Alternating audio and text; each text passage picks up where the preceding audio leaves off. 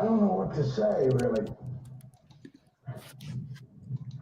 3 minutes to the biggest battle of our professional lives.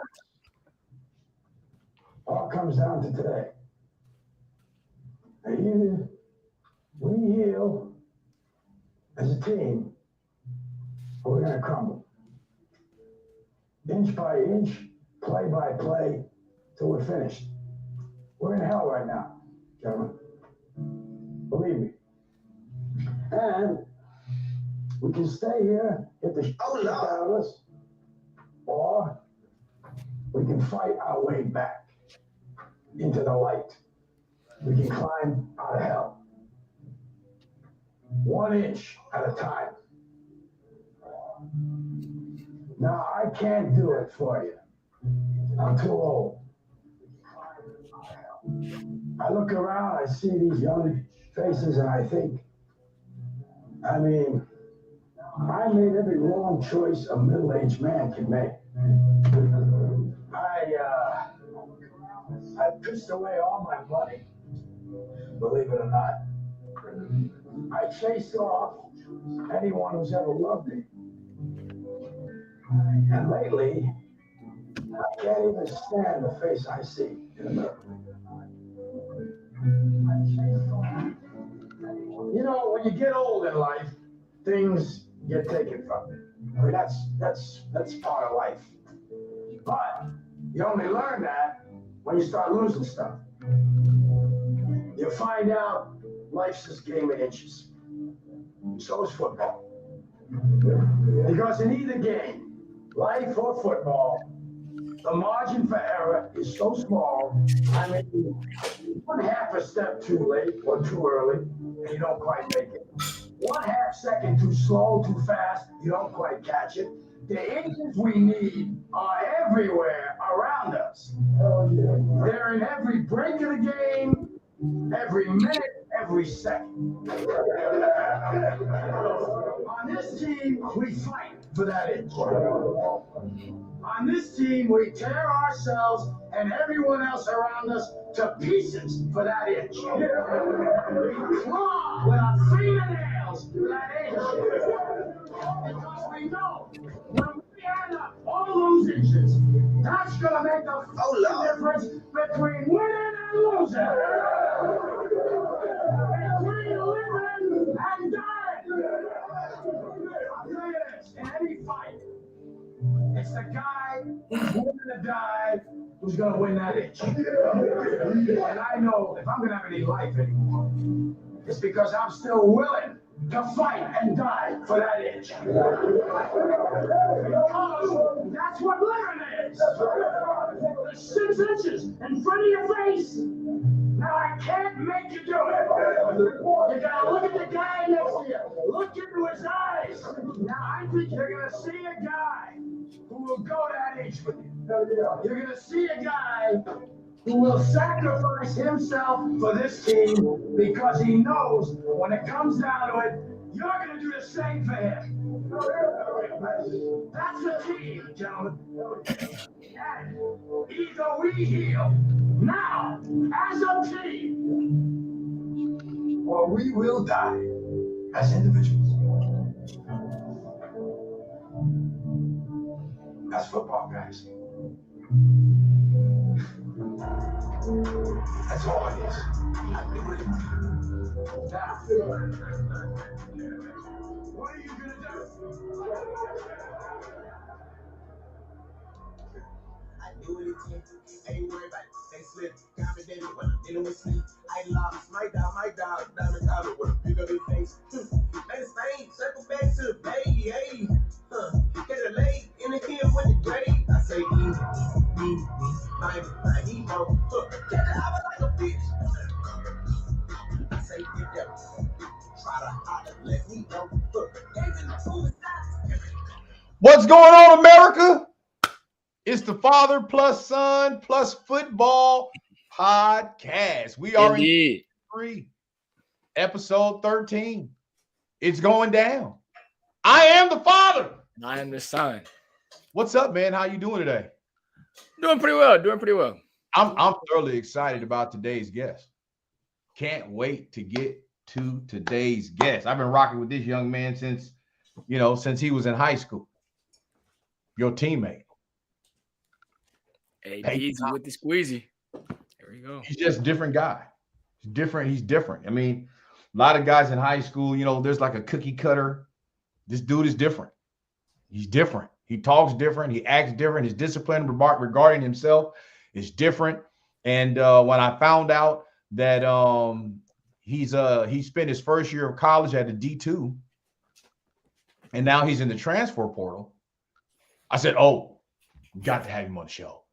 I want to interview somebody in the portal," because there's a lot of coaches, especially at the high school level. A lot of coaches at the high school level talking like they know.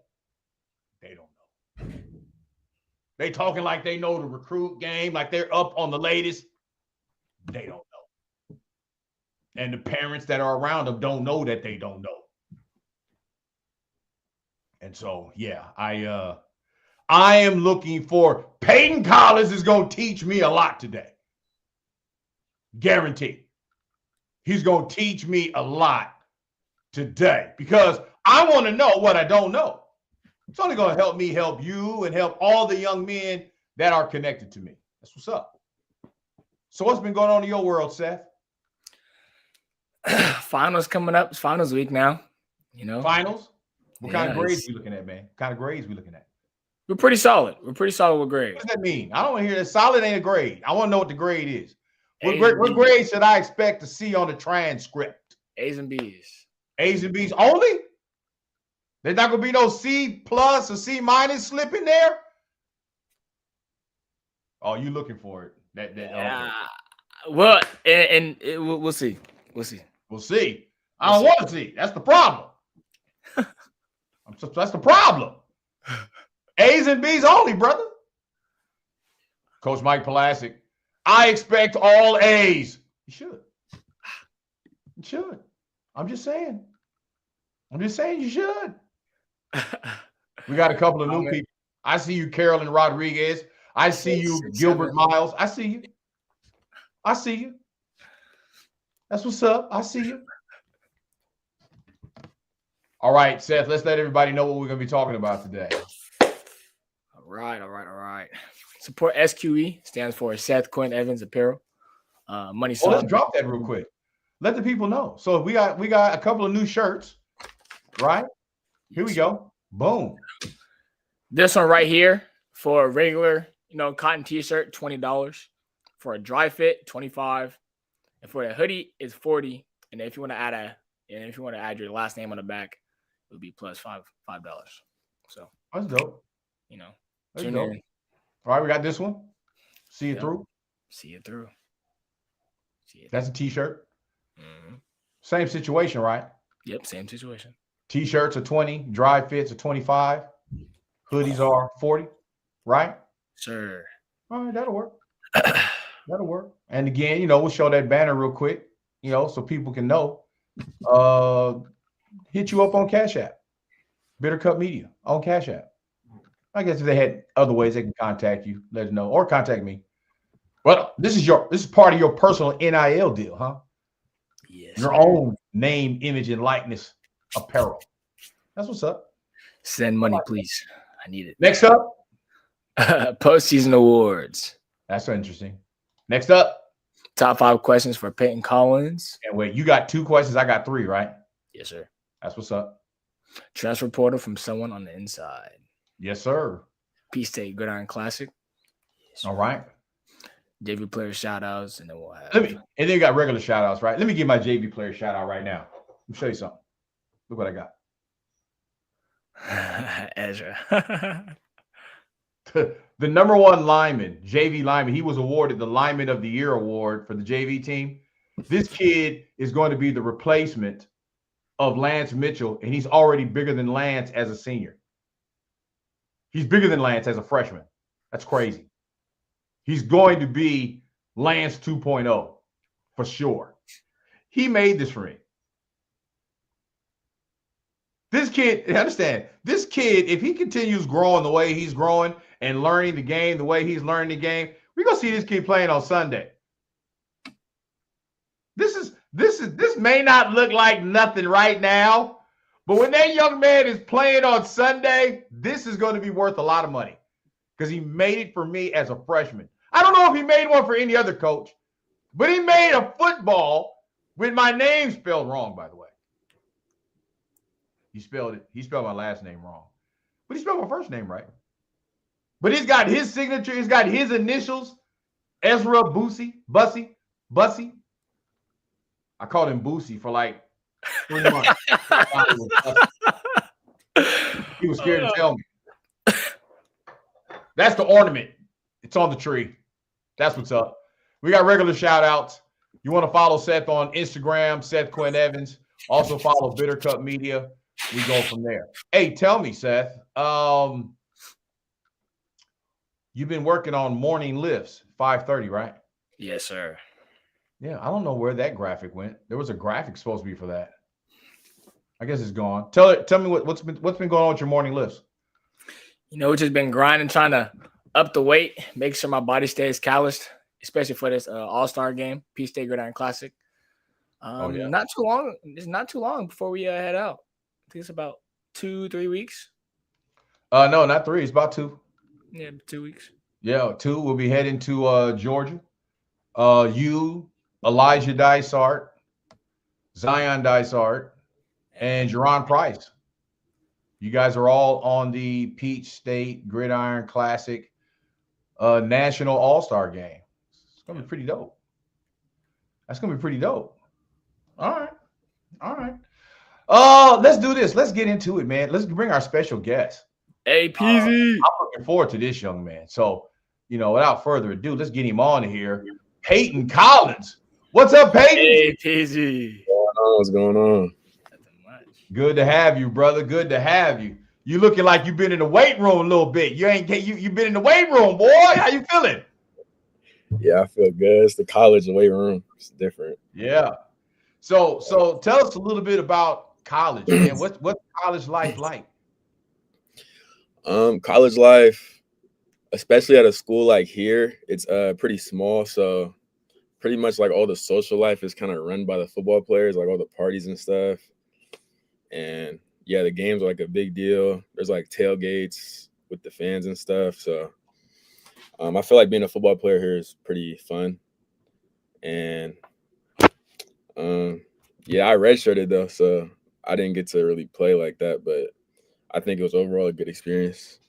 You had a lot of your teammates from your senior year who went off to college, rather be JUCO. Most of them went off to JUCO. I think the only 2 of you guys who did not redshirt, and that's Miles Moore, who's at DVC, and Jalen Arnold, who just won state championship for JUCO. That's crazy, is it not? Yeah. This weekend last year, he won with you and Seth high school state championship, and a year later, on the exact same date, he won his first JUCO state title at Orange Coast College. That's the college where I won my first JUCO bowl game, the Pony Bowl. Never forget it. Never. And we hated Orange Coast College. And what's funny, College of San Mateo, they were playing Golden West in the state championship. Had one of my teammates from the JUCO I was at, Mark Maldonado. He was like, Dion. He's like, when we played, could you have ever imagined Golden West going 13-0? I was like, hell no. No way. So when I saw that they were playing Golden West, I'm like, Golden West? Golden West is good? They're 13-0 playing in the state? Wow. I was shocked. But tell me, Peyton, since we got you, I didn't get to see you a lot during the spring of your senior year because you were rehabbing from an injury. A lot of gutsy stuff you did in preparation for that state title run. You scored a touchdown in that game and I think had an interception. Did you not? 2 touchdowns, pick 6. 2 touchdowns in the state title game. Yeah. Very deserving too. I felt, now thinking back, I remember the thoughts I had, like the game that you played at the state, so deserving. So deserving. Because I remember in that season where there was a lot of thoughts about where you should be playing. And I remember standing up for you. And I said, wait a minute, this young man, all his junior year, his junior year in the spring, he did everything to prepare himself to be playing running back. Why do we have him playing like the Z receiver? What that wasn't in the cards. Well, this would help us. Yeah, but he's going on to college and he needs to be in a position that he's going to play going to college. Why not give him that? There's enough room. We should have enough room. And I remember going through that conversation, and not all the coaches were in disagreement. A lot of them were in agreement, but in the end, injury forced the hand. And to see you score 2 touchdowns in that state game, I felt it was so I remember one of those touchdowns, you ran all the way into lane 5. If I'm correct, once you scored, it was on the right side of the field. You ran it instead of stop because you couldn't stop real quick. Yeah, I couldn't. And you ran all the way onto the track into lane 5. I said, dope, lane 5. What? So apropos, the fastest lane on the track. That's what's up. But tell me this, Peyton. I didn't get to see you a lot your senior year. So after you won state, I didn't get to see you a lot because you were rehabbing an injury. Walk me through how you decided to go to the school you're at now. Tell the folks where you're at and how did they contact you? How did you connect? How did you make? Because I wasn't there to walk you through none of this. So I'm very interested on how you got to where you are. Talk to me. Is he frozen? Oh my God. We got to get him back. We got to get him back. Do you know the story, Seth? We're waiting on him to I think he's definitely in his dorm room. So, a dorm room internet can be kind of fuzzy-duzzy. That's going to be me next year. We'll get him back. What is it like seeing Peyton? You notice anything different about him? Yeah, dude is huge. I can tell because his shoulders weren't like that at first. They're like this now. At first, they're a little bit more down. There. Yeah. I was looking at some of his recent highlights, and I was like, the stuff that he's doing now, he was doing at Monroe. And it's like that for Arnold. It was like that for like even Jeremiah and JMO and Miles, like during their practice and games and all that kind of stuff. Like the stuff that they did at Monroe, they're still doing. Mm-hmm. So, I'm proud of that. Yeah. Coach Mike Pulaski jumps in here. He says, "Oh, I see Invictus." That's one of his favorite poems. Ooh, a toddler size. Ooh, we might be able to make that. You talking about for 4? Heck yeah, we can do that. Absolutely. All right, let's get him back on the stage. Peyton. Oh my froze on us, man. That's that dorm room internet. I know all about it, brother.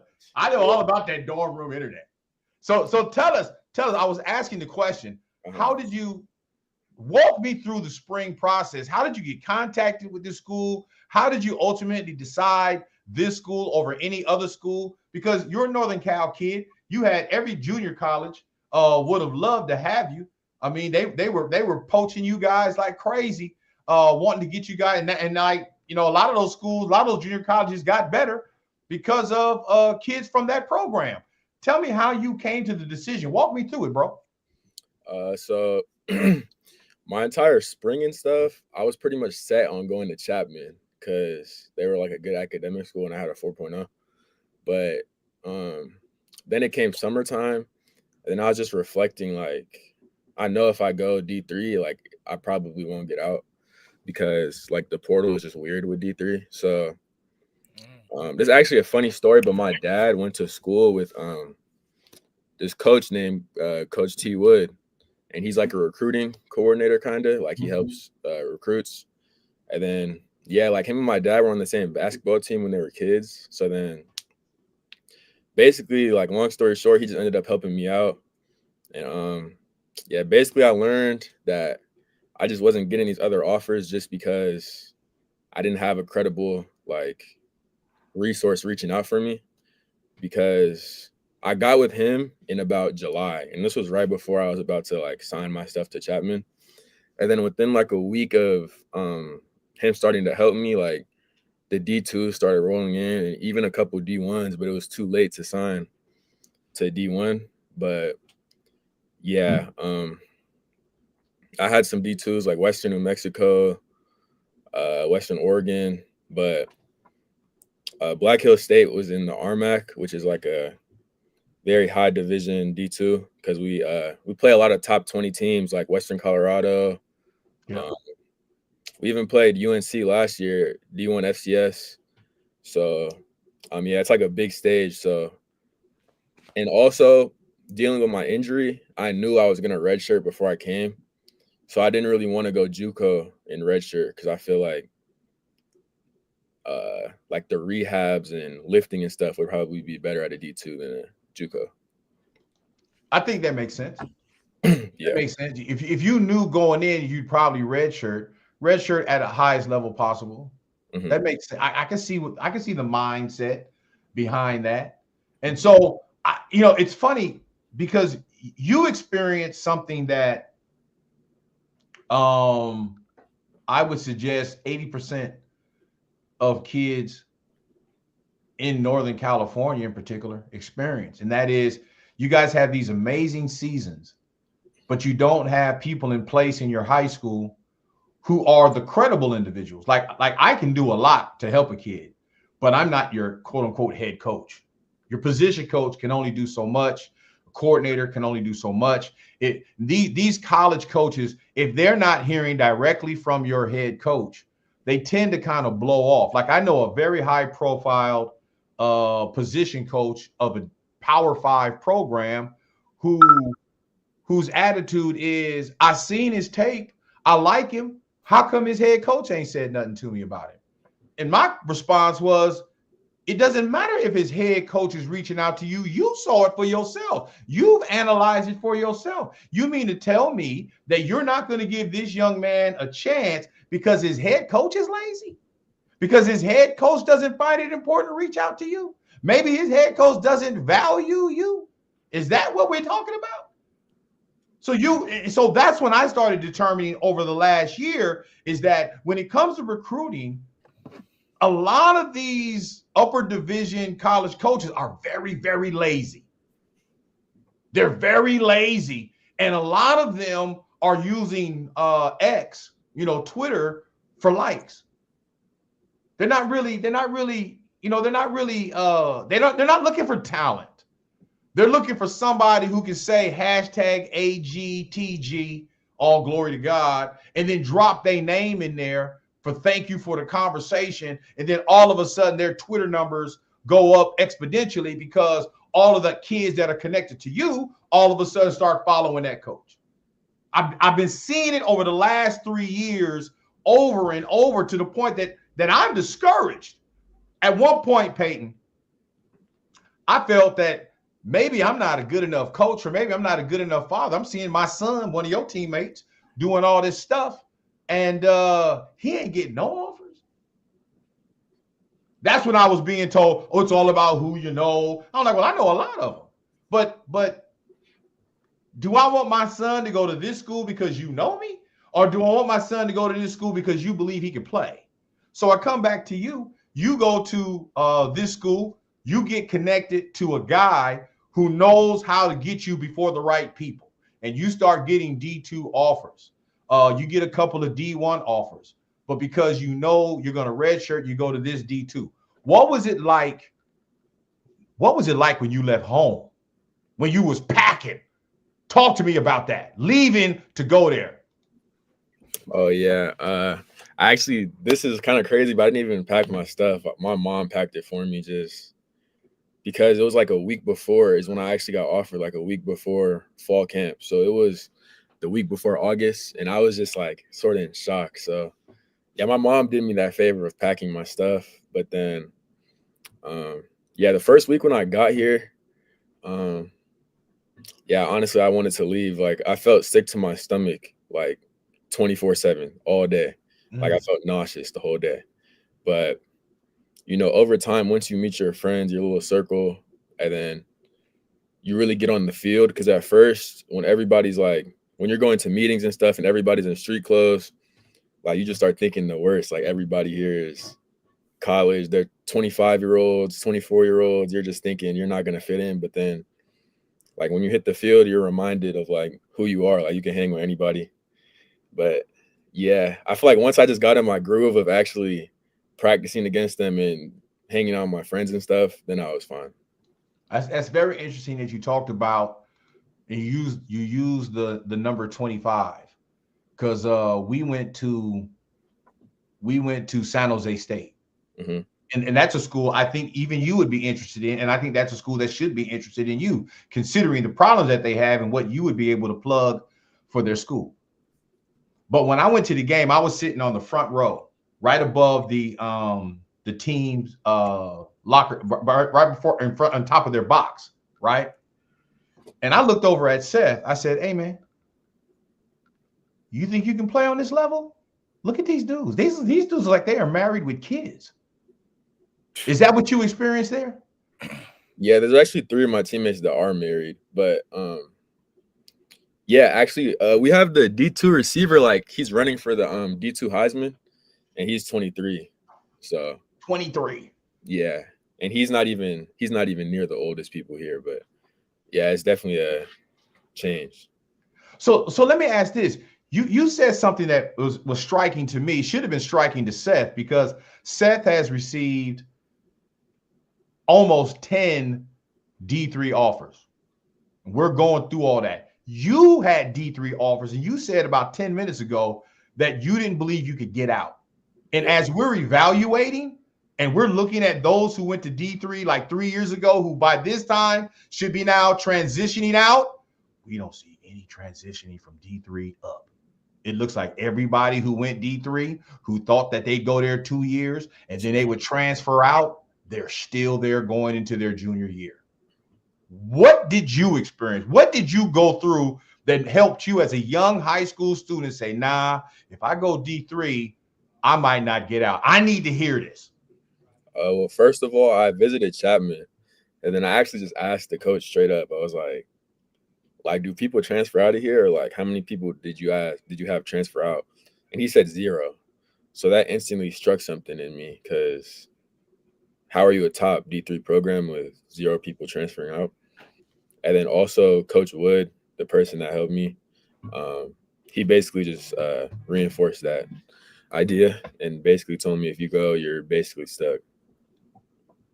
I needed to hear that, brother. I needed to hear that. Let me tell you why I needed to hear that. You have a teammate who was your senior, our dear, wonderful brother Andrew Placido. Yeah. You couldn't have told me when Andrew Placido left high school. You couldn't have told me that he wasn't at minimum D2.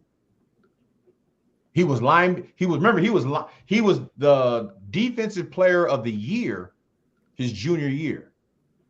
In his senior year, he was a unanimous all-league first-team linebacker. Very hard. And he decided to go to D3. I'm thinking, and I'm assuming, because I don't think I had this conversation with Drew, but I'm thinking, oh, he's just going to go to D3 for a year or 2, and then he's going to take off and go D2 or, FCS at minimum, right? Bro, he's going into his junior year and he's excited. He ain't even thinking about going nowhere. His parents are behind it 100%. And for me, I'm like, hold on, that ain't the pathway I thought for him. That's surely not the pathway I want for my son, right? Yet you saw it as a senior in high school, and you asked the right question. Well, now what made you bold enough to ask that question? Some kids ain't gonna ask that question out of fear that it may come off as smug, fear it may come off as arrogant. Why did you ask that question? Really, it was my dad.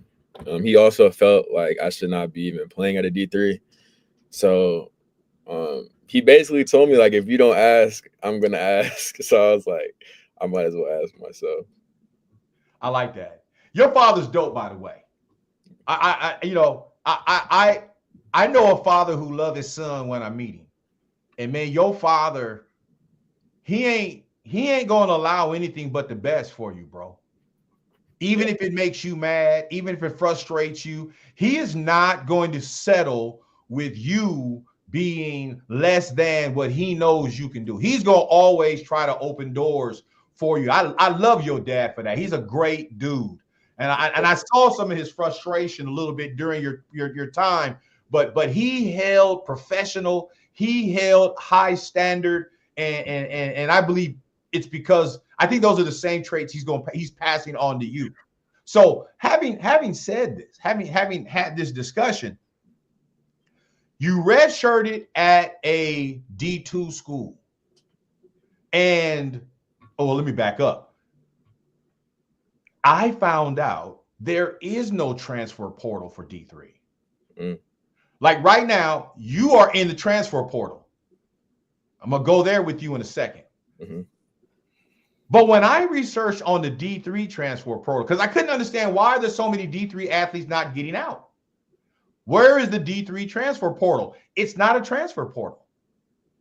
It's a simple document that an athlete signs just to let their coach know that they're going to transfer.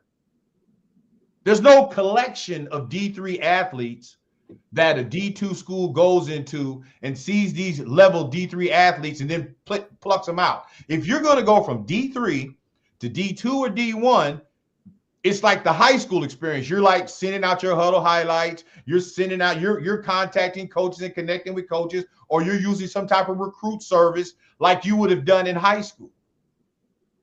There's no coaches trying to, they'll bring you into a D3 because I think most of these D3 schools know that if they get you, they got you, and they hope you fall in love with the place and you don't leave. But at minimum, they are not going to help you leave their program. Yeah. That's what you felt in your soul when you was going through the process? Yeah, definitely. You're basically just signing your eligibility to them for all your years. Wow. See, Seth, now I got to transition over to Seth. Hearing what you're hearing. What are you going through?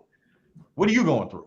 I'm thinking about a lot of different things. Thinking about a lot of different solutions that could possibly be solved. I didn't know that there wasn't a transfer portal for D3. I didn't know that. As well as, at first I thought it was just, people just talking about how they just love the D3 and how they just don't want to leave. But now it's more so like they're just like kind of forced to stay in a sense. I'm not quite sure how I feel about that. Yeah. Well, I mean, here's the thing. You think about how hard it is for D3 to get athletes, right? Because everybody wants to go D1, everybody wants to go D2, right? Do you really think not thinking about it, now being kind of a little more mature about the conversation, do you really believe that a D3 school is going to bring you in knowing you're going to be gone the next year? Do D3s have the confidence that they can bring a level of talent of yourself in the following year? What are your thoughts, Colin? The question was, do they believe they could bring Seth in another year if they sign him? No, I'm talking about either one of you. Both of you are high talented kids. If you went to a D3 and then transferred out, how hard is it to find another one like you? And what coach wants to go through every year having a kid who falls to me at D3? Did you both catch that? Yeah. Notice a lot of kids playing D3 is because they fall to D3, which means they should be a D2 athlete. California, what's tough about that is we don't have any D2 programs. Yeah. So it's either JUCO or you got to go to a D3 or a D2 program outside of the state. We do have some D3 programs, but a lot of the kids are looking to go D1, D2, and if they can't go D1 or D2, they're choosing JUCO. Now, JUCO, which I got to have an honest conversation about, JUCO is built for exactly what you guys are trying to do. Be one and done because you are qualifiers, right? You go to a school that when you graduate, you are qualified to go to Power 5. So if you choose a JUCO, you can go and play one semester and be gone. You can play 2 semesters and then be gone. Still got 2 years to play 3 years to play 2, shall I say. You, however, Peyton, have decided after your redshirt year, you're in what state is it? What state is this school in? For some reason, I think it's Colorado. This is South Dakota. It's by South Dakota. Yeah. It's cold. How Yeah, cold? it's 6 degrees right now. It's what? 6. 6 degrees? 6? Like, 6? Like, there's what? all outside my dorm right now. Snow? Yeah. That sounds kind of fun. What's that like? It's fun. Like, I just went sledding last night. Sledding. Yeah. All right, real quick. You're out there in South Dakota. It's in the snow. It's 6 degrees. I know where you're from. Tell me something you have done out there that you didn't even know that existed before you went out there. I had to think about this one for a second. Like when your teammate said, "Hey, Peyton, come on, we're going to go do this." And you were like, "What is that?" I mean, this isn't really something I didn't know about, but I didn't know that, like, everybody hunts. Like, they hunt deer and stuff. Like, everybody, like, if you're going, like, if you're going to anybody's room, they have, like, bows and arrows and stuff. Like what? I say that's a major change, and then also, hey, hold on. You ain't gonna just walk back. You know the next question, Peyton. You already, Peyton, have you gone hunting yet? Oh no, I haven't. I turn it down every time because I don't. That's not my crowd on the team. I'll just word it like that, you know. Oh, okay. Yeah.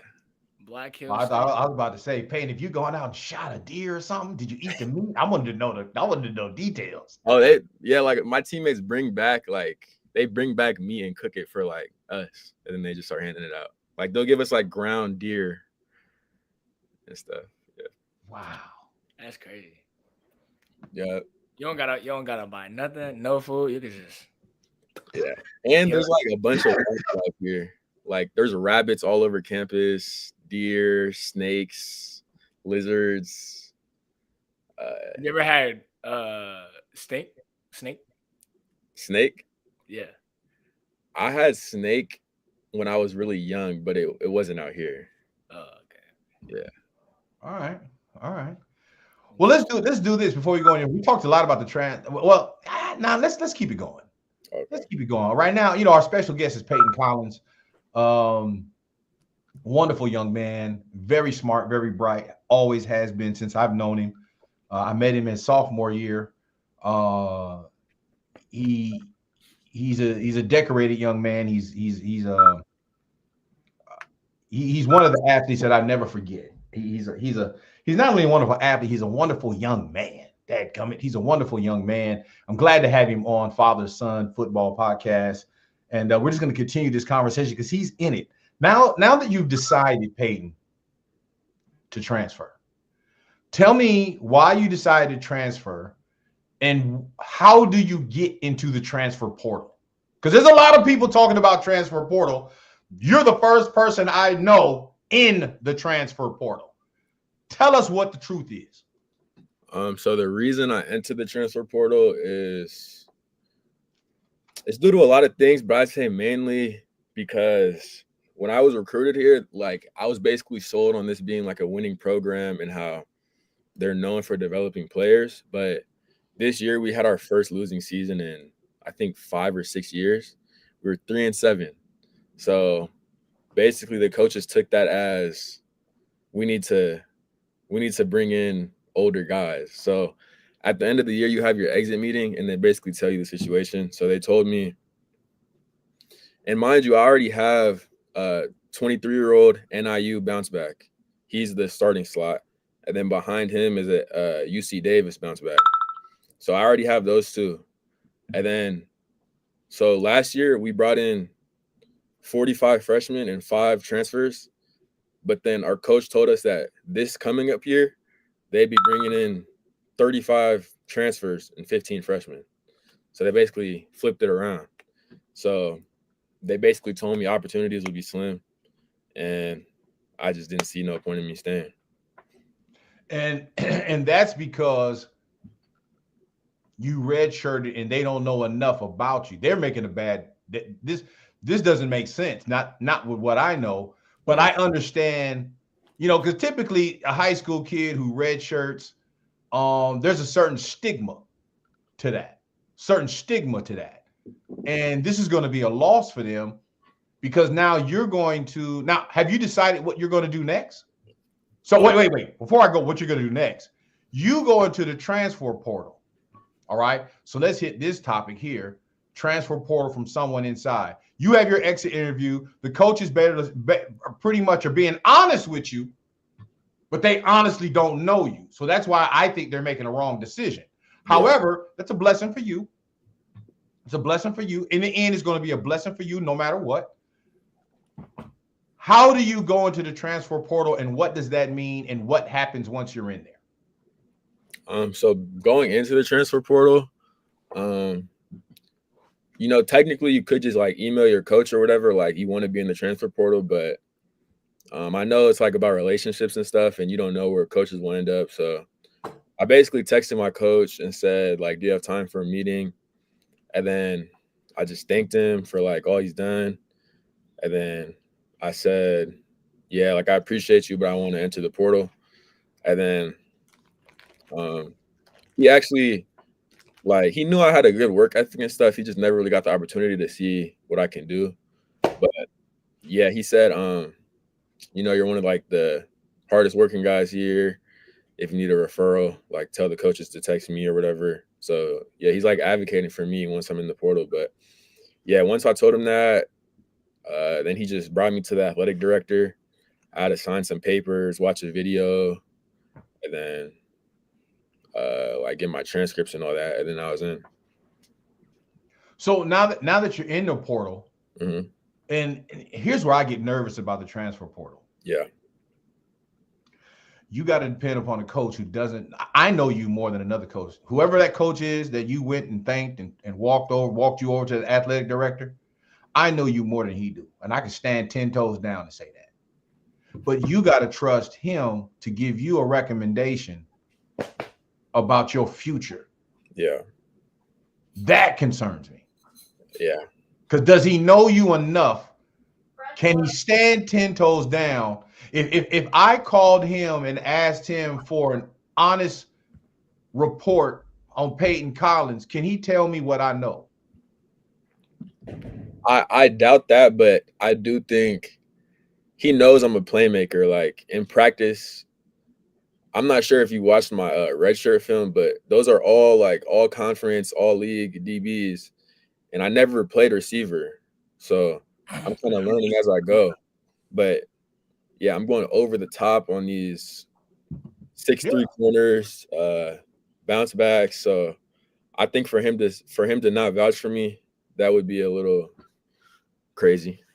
No, I hope he does. All I'm just saying is when you put your future in the hands of somebody who doesn't know you as well as they should, plus you're leaving. I just get concerned about. I mean, can you imagine having a job and you're leaving and you need the person you're leaving to give you an honest referral? Yeah. To where you're going. It just doesn't. It always just kind of rubs me. I have concern about that. Because are they really? I mean, they can say anything to me, but if a school comes along that on the schedule, are they gonna give me an honest review? That's the kind of stuff I get concerned about. But now you're in the portal. You had to sign some papers. You had to watch a video that with the athletic director. Now you're in the portal. What are you waiting on now? Well, to be honest, I wanted to go JUCO after this year. I really wanted to go JUCO out of high school, but dealing with my injury and stuff, and also I was about 160 pounds, 165. So I kind of knew I just wasn't there yet. So basically I thought of this as like reclassing.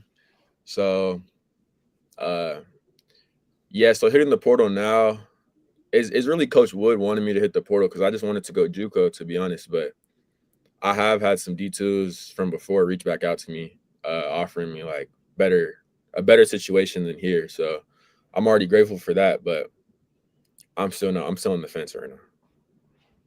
So you don't quite know where but you're gonna have to make a decision soon, right? Because Uh, are you yeah. gonna stay there for your spring semester, or are you gonna be pretty much done after the fall?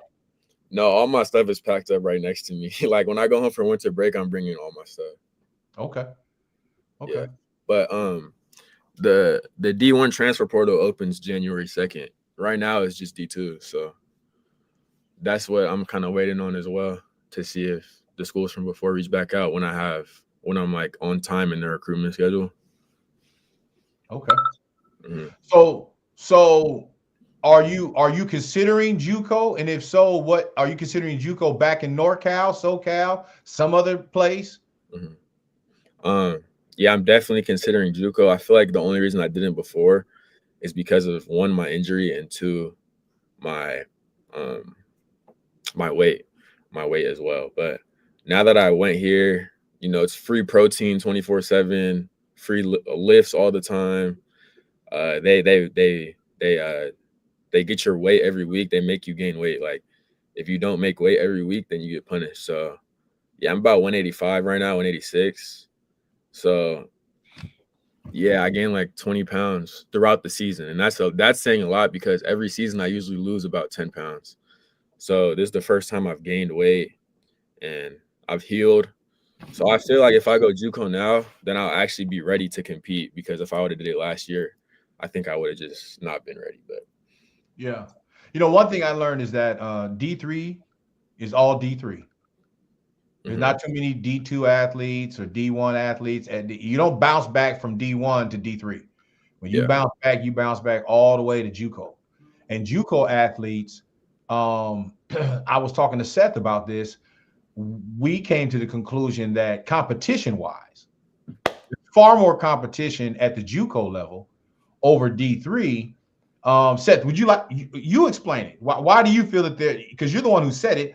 Why do you feel there's more competition at the JUCO level than there is at the D3 level?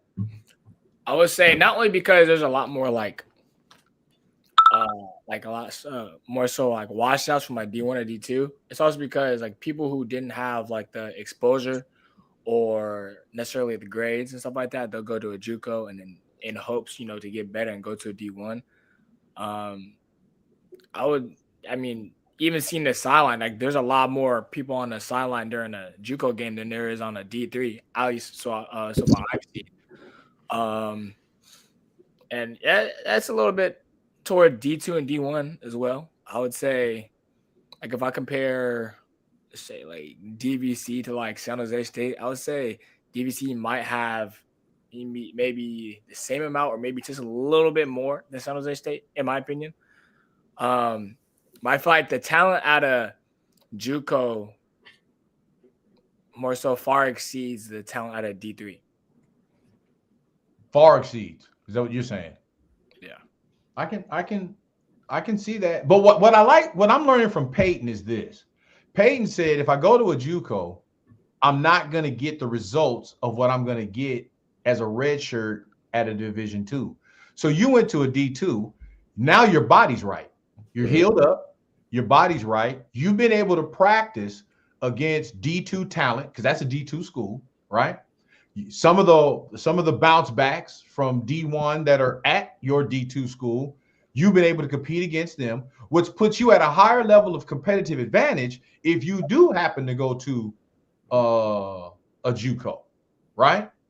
Yep. But what I liked about what you brought up, which educated me, was taking the risk to go to D2, knowing you're going to redshirt because you can get your body fixed, you can get your weight up, maintain your speed, still love the game, still go out and get some film, find out who you are versus higher level talent.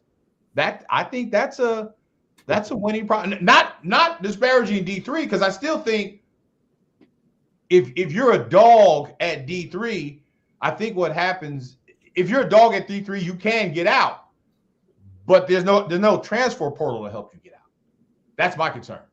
There's no transfer portal to get you out. There's no incentive to get you out. That's not what D3 is built to do. And so if you go into D3 believing that you're going to get assistance to get out and go up, that system is not built in the pro. That is not built in that level of football. It's just not. It's just not. And so right before the broadcast, Peyton, right before we go to these top 5 questions, right before the broadcast, Seth, you got hit up by Chabot. Yeah. Talk about it. So maybe about 20 to 30 minutes before, we started doing all of our pre-production and stuff, Coach Wilson, he is a DB coach at Chabot. He texted me. He wanted to know what was up with you because he's trying to get you there. And he's trying to help you go from, JUCO and then to the hopes of D1. He's actually he's coached a good amount of people that I've known. But yeah, he just wanted to see what was up with you, and he wanted you to hit him up. I just thought that was crazy. I said we got to share that on the show because that's straight up crazy. I'm like, how does he know?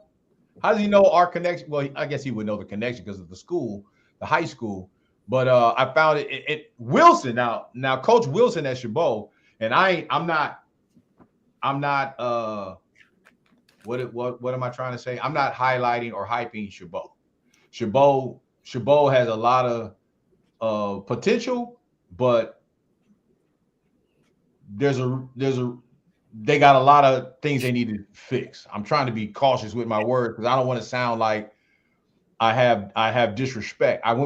Seth did do their tour out of respect. We do not at all believe that his talent level is JUCO. We believe we're much higher than that, but anything can happen. Anything can happen. So we want to be respectful. I will say this about Coach Wilson. Dope dude. Forget football. Coach Wilson and I had a conversation that's bigger than football. And it wasn't even planned. It just happened. And so he's kind of stuck in my brain because, only God can do something like that. Now, that don't mean Seth is going there. That don't mean any kid I know is going there.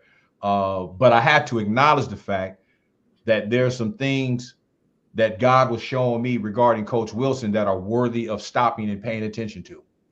Kind of like Coach Coleman out of Foothill. Have you met Coach Coleman? Has he reached out to you yet, Peyton? Yeah, he texted me a few days ago. So Coach Coleman's a cold piece of work. I don't think I told this story as the way I'm about to tell it now. Seth was invited to go to, let's just say, another JUCO. Another JUCO coach reached out to Seth and wanted Seth to come check him out, right? So Seth, because I believe in being honorable, people see you as a potential help to their program. You got to honor that. At least go show up. At least be respectful, right? So we show up, and soon as Seth walks into the stadium, the first coach he sees is Coach Coleman. Coach Coleman grabs him, and he's talking to him. And Coach Coleman is trying to move in the bleachers so he can get a better seat because there are tarps sitting on the track that are impeding like the 50-yard line. You couldn't really see the game. I decided, if you talking to Seth, y'all go talk football because he's a young man. He got to be able to talk for himself. If I'm around and he ain't ready. So that's my attitude. If I got to be standing there to help him have a conversation with you, then he ain't ready. So he gonna go have a conversation with you on his own. He talked with Seth the entire first half. The entire first half of the game, he's up there, and I don't even know what all they talked about. But I know it was football, it was all of this stuff. And so at halftime, Coach Coleman told Seth, they probably want you to come down to the field. He goes down to the field, and the coach who told him to come to the game didn't have time to talk to Seth. Now, granted, the DBs, and he was the DB coach, those DBs was getting torched. They was getting lit up like Christmas tree candles. Completely fried. They was getting torched. But that coach, how he handled that situation, here you have a recruit who came to the game as you requested. He's here to, say, hey, what's up? I'm here. And kind of like the treatment that Seth got from the coach because of what the coach was dealing with in game. And I get it. My DBs is getting blasted. I don't know if I want to talk to any recruits either, but they are recruits. You got to be careful how you handle a recruit, especially if a team you playing got a coach in the stand that talks to him for a whole first half on his own.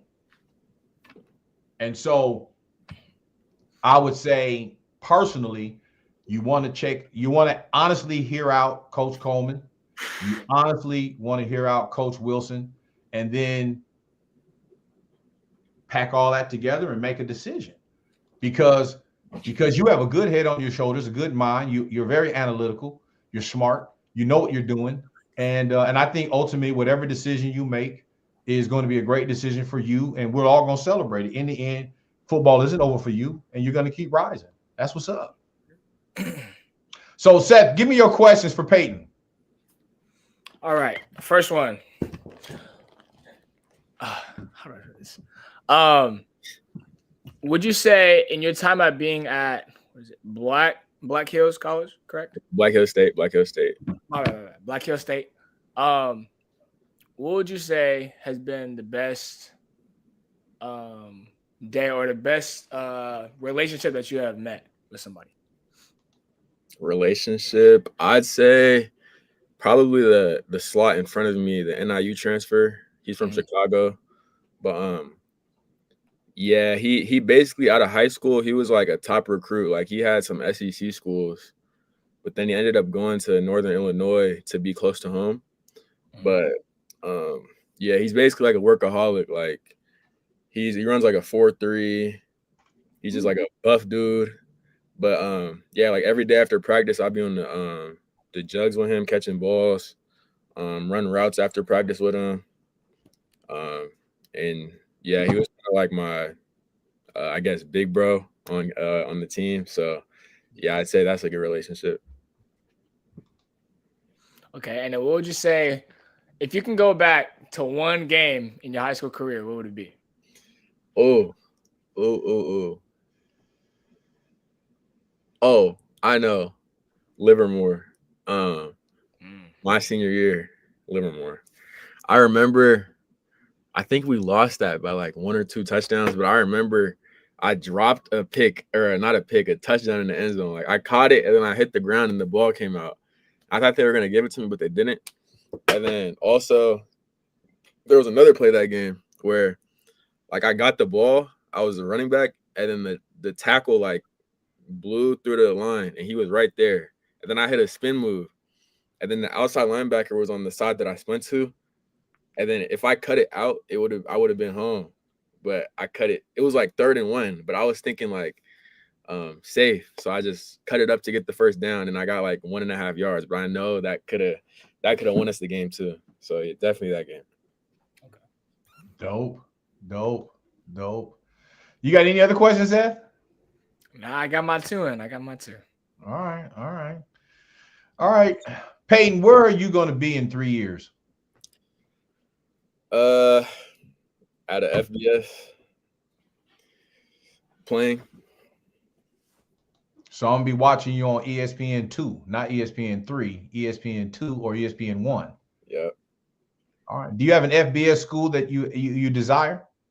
I love to go to San Diego State. That's honestly. You said San Diego State. Yeah. You do know that we have a new coach at the school who is from San Diego State. Oh, for real? Yeah, Coach Will Blackman, who played for the Pittsburgh Steelers. He's currently in Pittsburgh right now for the Ring of Honors for his teammate, Joey Porter, the linebacker. Wait, what does he coach? He got brought on in the middle of the season. He's kind of like a utility coach right now. He doesn't have like a specific group that he works with, but he played big time ball. He played in the NFL. And so I will make sure immediately I pass your name on to him. He's upset that Lance is going to San Jose State. He's like, why are you going to San Jose State? You should be going to San Diego State. But Lance had already committed to San Diego State. I mean, had committed to San Jose State. But he's looking for good guys to go and represent at San Diego State. He sent stuff for Seth there. But, high school to San Diego State is going to be rough. You having some time at a D2 school will probably help your case. So I'll make sure I pass that information on to him and get you two connected so that anything that can happen, if nothing else, he can hand deliver your information to the coach that needs to be handed to help make a decision regarding you. We'll pull that off. We can make that happen with no problems. Appreciate you. No doubt. All right. So, what's the co-ed life like there? What are the ladies like there? So it's like 25% guys here and like 75% girls. So, I think that's how most colleges are, but I know my campus is like pretty extreme. And yeah, since it's like a small school, there's no like frats or anything. So like, yeah, all the parties are thrown like at the big football house because there's a lot of houses here, but there's one that like 5 of the older guys live in. So they throw parties there like every weekend. So yeah, it's pretty much jam-packed with. So you talked about no fraternities there. Are you interested in being a part of a fraternity? Wait, You had a question, Seth?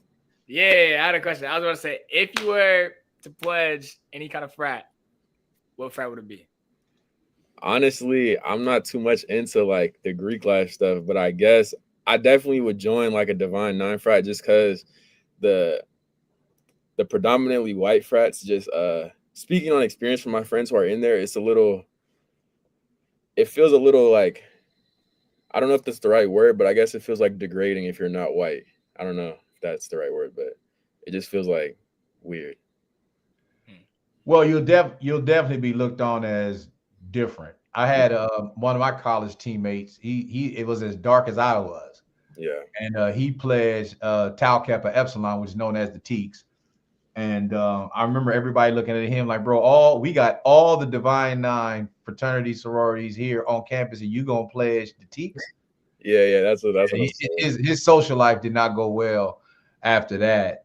But I think he wanted more play in the snow anyway, so he was fine with it. But if you was, I mean, Divine Nine is, which of the Divine Nines do you have most interest in?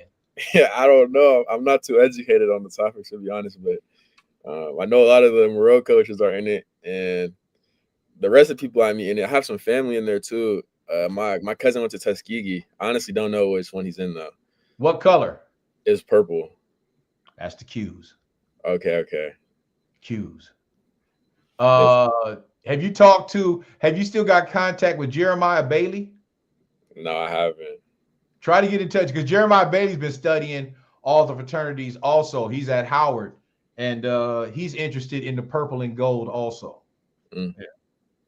So, and then I come from the purple and gold, That's Coach, what the rest of the are from? Coach Miner's in that crimson and cream, he's a noob. He's a noob, but Coach Greg, he's purple and gold. Coach Larry Cook, purple and gold. So like at the parties in college, like y'all all had to like do the strolling stuff. Like, were you like, bro? Let me tell you something. If the Qs are on the yard, the Qs run the yard. I don't care where it's at. Like, what if the Noops are there too? Like, what's going to happen? The Noops will never, ever run a yard that the Qs are on. You can have 100 Noops and 2 Qs. The Qs are going to run the yard. Believe that. Believe that. I'm just telling you some truth here. Believe that. Yeah. Did you see the HBCU national championship yesterday? I didn't. Prairie View versus South Carolina State? I didn't. Both coaches, both head coaches, brothers of Omega Psi Phi Fraternity Incorporated. So I'm just, it goes down like that. Yeah. You got to consider it. In the end, you got to do what's best. Just don't be a Sigma. Then I can't fool with you no more. You can't. If you're a Sigma or Iota Phi Theta, I can't fool with you no more. You can be an Alpha, you can be a Kappa, or consider the Qs. If you outside of one of them three, I can't. I'm blocking you on my social media. I'm not even talking. You be like, coach, like that, it's gonna be like that. I'm just telling you. Yeah. Now, in the end, all these organizations work together for the common good of the community, and so the Greek life is not white Greek life. It's very social. It's very Just think of Black organization working together from different factions of life. Undergrad, it's all fun and all kind of stuff. But once you become more of a grad, you get involved with a lot more social activism and a lot more other issues.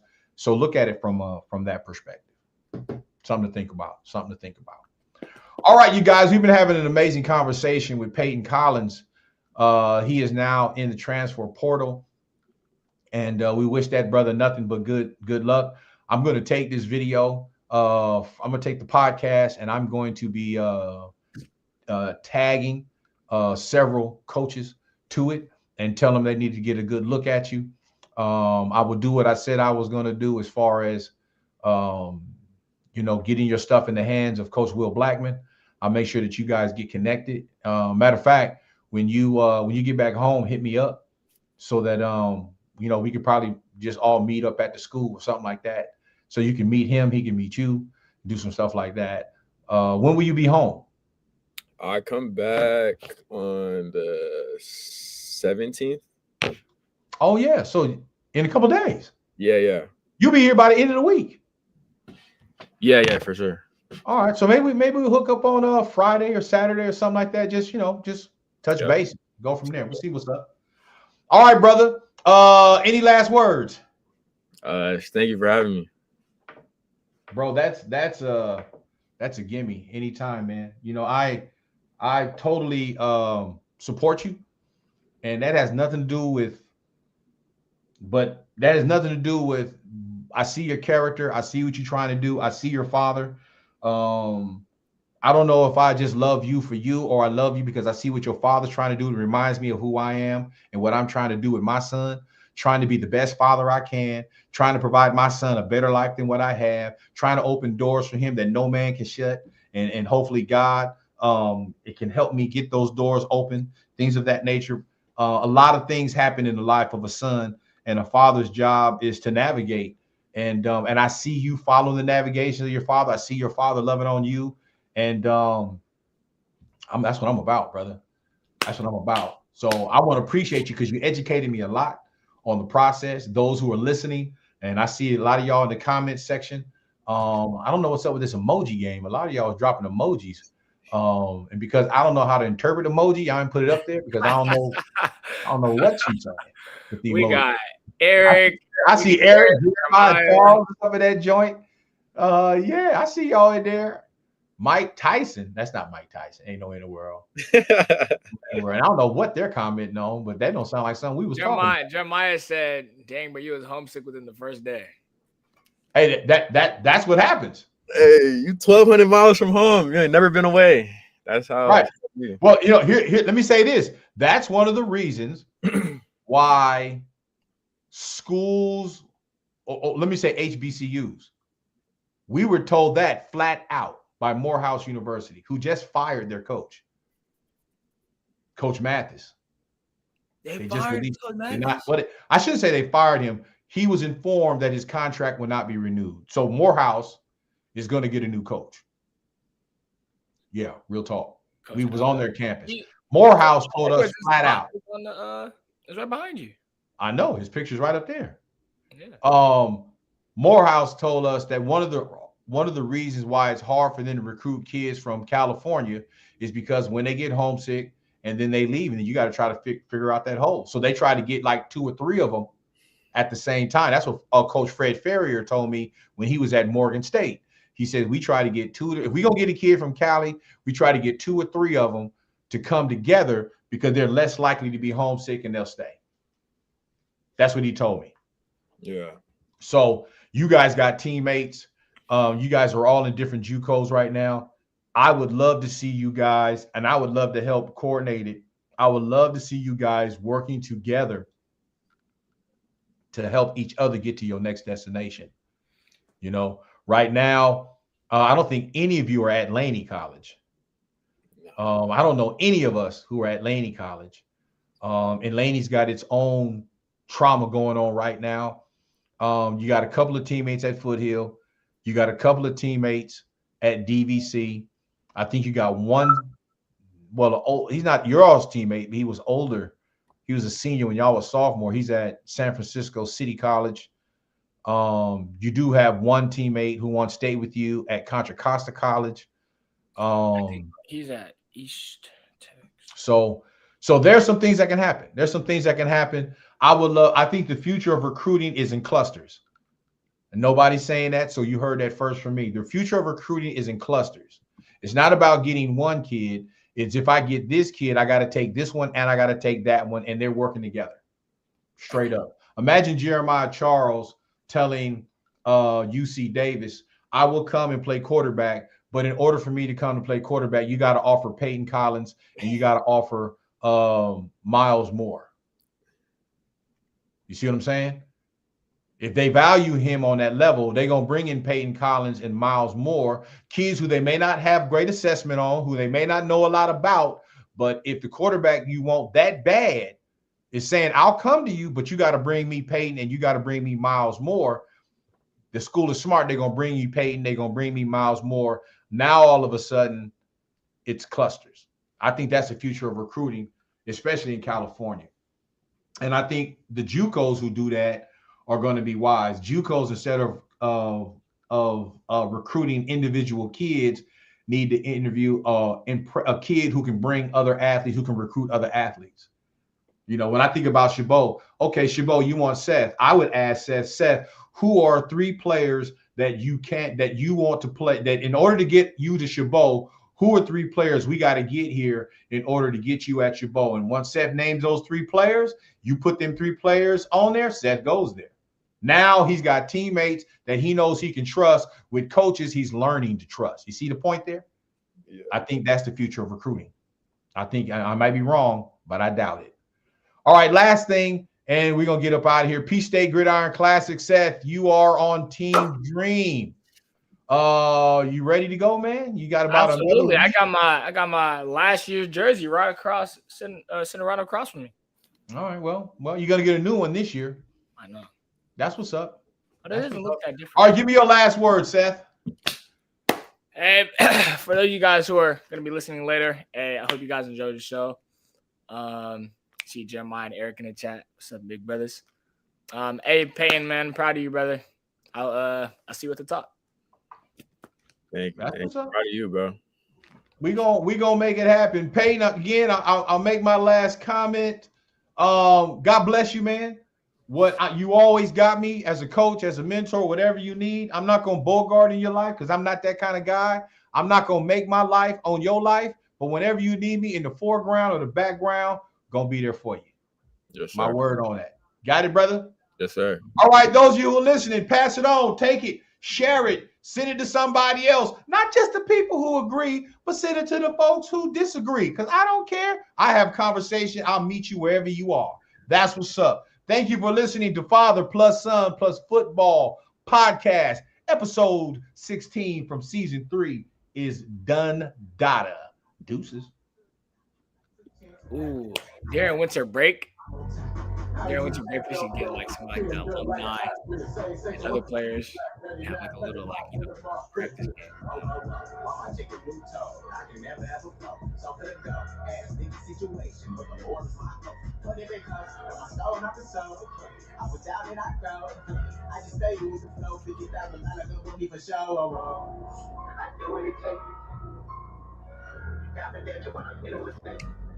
I do it again.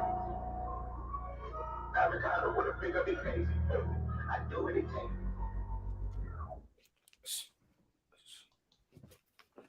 Bow.